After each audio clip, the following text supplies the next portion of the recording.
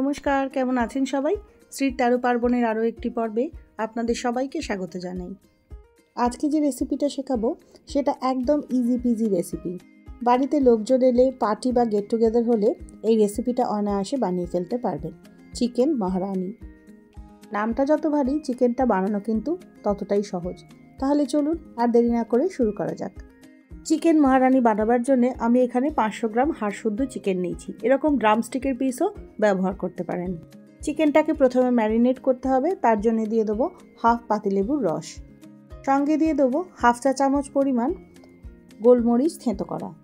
চিকেনে যাতে ভালোভাবে নুন ঢোকে তার জন্য দিয়ে দেবো সামান্য নুনও।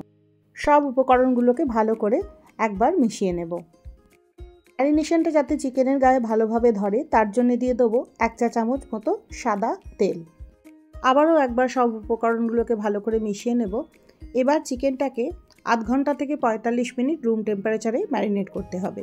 যতক্ষণে চিকেনটা ম্যারিনেট হবে ততক্ষণে একটা মশলা বানাবো। তার জন্য দিয়ে দিচ্ছি লবঙ্গ, 2টো ছোটো এলাচ, 1 টুকরো জায়ফল, একটা মাঝারি দারচিনি, দিয়ে দেবো 2টো শুকনো লঙ্কা, কিছুটা জিরে, আর দিয়ে দেবো কয়েকটা কাজু। একই সাথে দিয়ে দেবো কিছুটা পরিমাণ পোস্তর দানা আর কয়েকটা মেথি। একদম লো ফ্লেমে মশলাটাকে ড্রাই রোস্ট করে নেব। হালকা ধোঁয়া বেরোতে শুরু করলে গ্যাসের ফ্লেম অফ করে দেবো।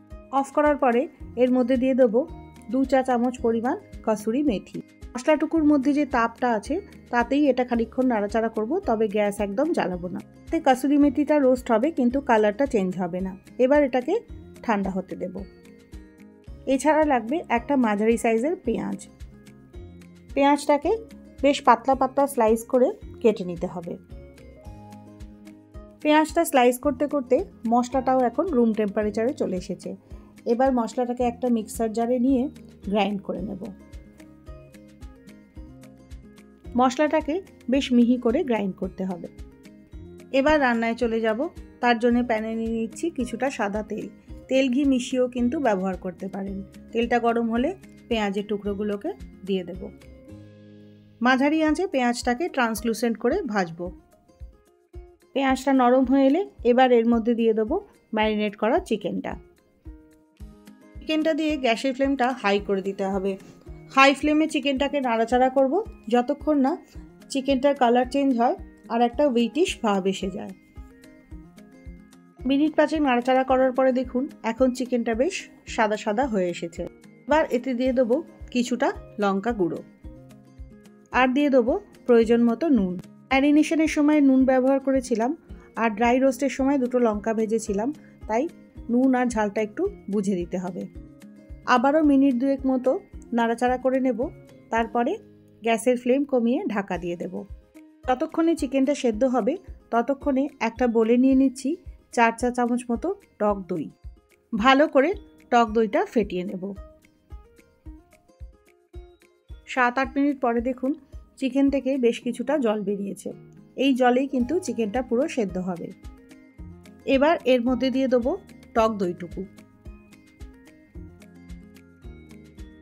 ভালো করে চিকেনের সাথে টক দইটাকে মিশিয়ে নেব। দিয়ে আবারও ঢাকা বন্ধ করে সেদ্ধ হওয়া পর্যন্ত চিকেনটাকে রান্না হতে দিতে হবে।